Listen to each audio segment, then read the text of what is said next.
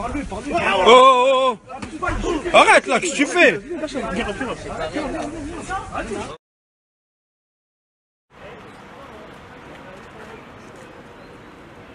Dans la nuit du vendredi au samedi, j'étais avec des amis, on a fait une très bonne soirée. Et vers 2 h du matin, je rentrais chez moi, j'avais très faim et je voulais manger un kebab. Et je suis rentré dans l'établissement, j'ai commandé mon sandwich et je suis sorti pour vapoter ma cigarette électronique. À ce moment-là est arrivée une voiture de police. Il y a celui qui est au volant qui est sorti, qui m'a demandé ma pièce d'identité pour un contrôle. Je lui ai demandé quel était le motif, la raison. Et aussitôt, il m'a poussé par terre.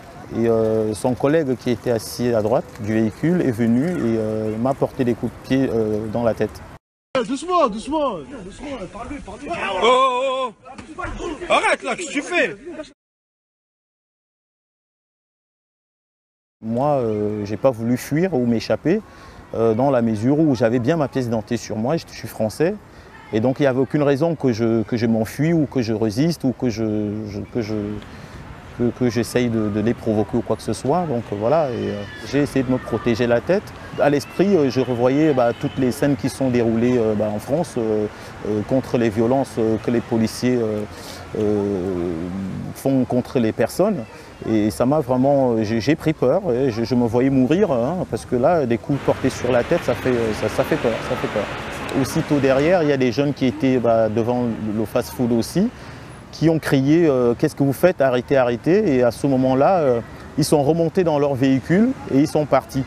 Et les jeunes m'ont dit « Monsieur, il faudrait que vous vous asseyez parce que vous ne vous sentez pas bien. » Et ce sont les jeunes qui ont appelé les pompiers en fait.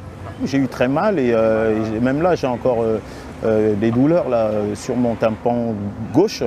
Et là, pour manger, là, ce midi, puisque j'étais au travail, j'ai eu très mal à la mâchoire parce que je ne pouvais pas mâcher convenablement. Et j'ai ma langue là, qui me fait mal parce que le coup de pied qu'il m'a porté au niveau de la tête a fait en sorte que j'ai dû me mordre la langue.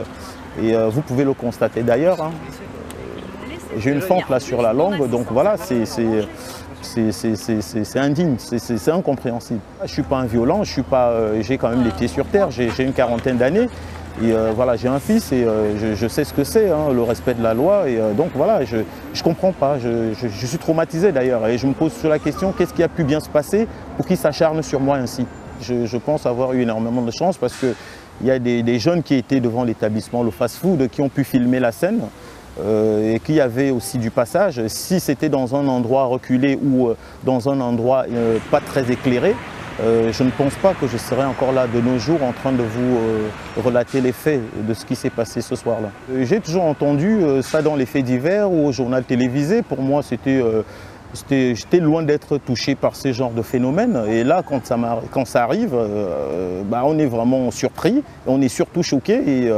Et on a du mal à comprendre ce qui s'est passé, pourquoi cet acharnement, pourquoi cette violence, Voilà, c'est des questions sans réponse en fait. Voilà. Quand c'est aux autres, on dit bon peut-être ils ont cherché, mais quand ça arrive à soi, alors qu'on n'a rien fait, on se dit finalement oui, il y a quelque chose qui ne va pas. Il y a quelque chose qui ne va pas au sein de la police. Voilà. Et ceux-là, on devrait les retirer de la police parce que c'est pas digne.